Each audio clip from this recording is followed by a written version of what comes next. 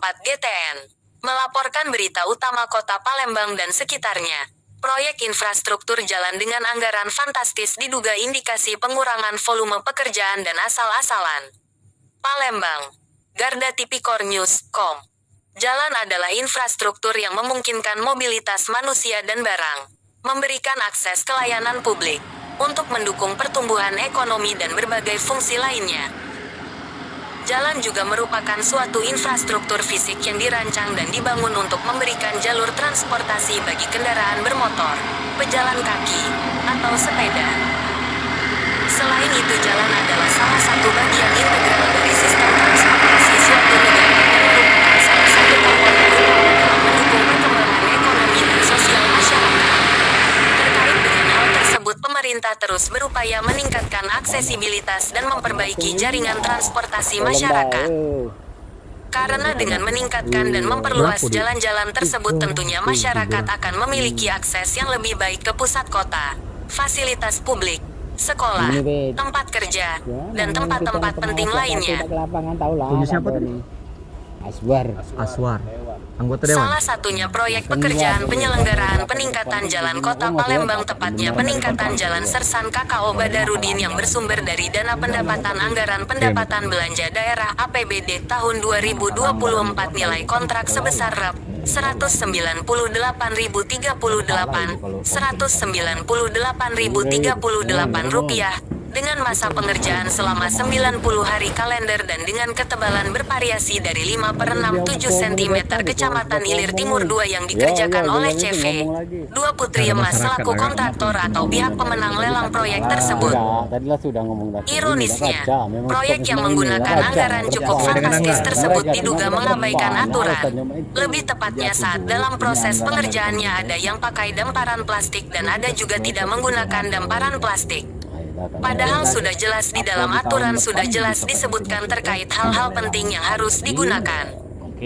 Karena pada dasarnya mengenai pekerjaan konstruksi sekecil apapun harus menggunakan plastik sebagai damparan lantai kerja. Seperti dikutip dari akun YouTube Cerita Kang Opik, Kepala Bidang Jalan dan Jembatan Dinas PUPR Palembang Anes menjelaskan tentang pentingnya alat pengaman atau pelindung diri yang wajib digunakan saat bekerja. Dari Dinas PUPR Bina Marga Kota Palembang tidak pernah untuk menginstruksikan kepada rekan-rekan kita. Tidak mau mana ceritanya nih.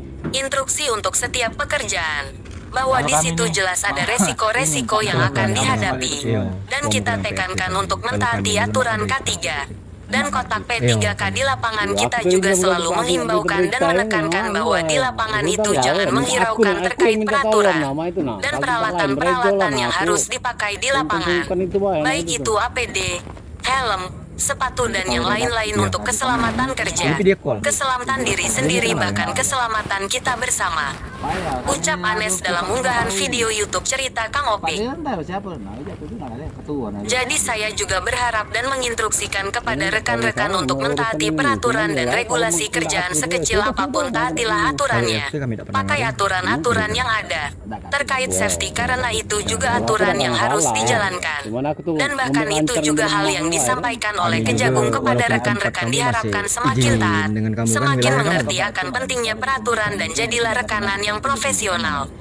Tandasnya, mana pihak kontraktor Aswar dan pihak dari Dinas PUPR Bina Marga Kota Palembang Godek tidak ada di lapangan dalam pengecoran jalan tersebut.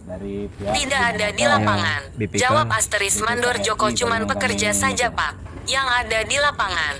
Selain dari itu, masyarakat yang berinisial Dewi menyampaikan aspirasinya kekecewaan terhadap proyek tersebut. Bisa mengakibat kalau banjir air tersebut masuk ke dalam rumah karena dataran rumahnya terlalu rendah. Ini sudah saya sampaikan sama Pak RT Badi, namun omongan kami tidak didengar RT Badi tersebut Pak. Kepada siapa lagi kami menyampaikan keluh kesah kami Pak kalau tidak sama media sebagai jembatan penghubung masyarakat. Salah seorang pekerja saat ditanya tentang hal itu kepada awak media mengungkapkan bahwa dirinya hanya bekerja. Terkait hal tersebut ia tak mengetahui.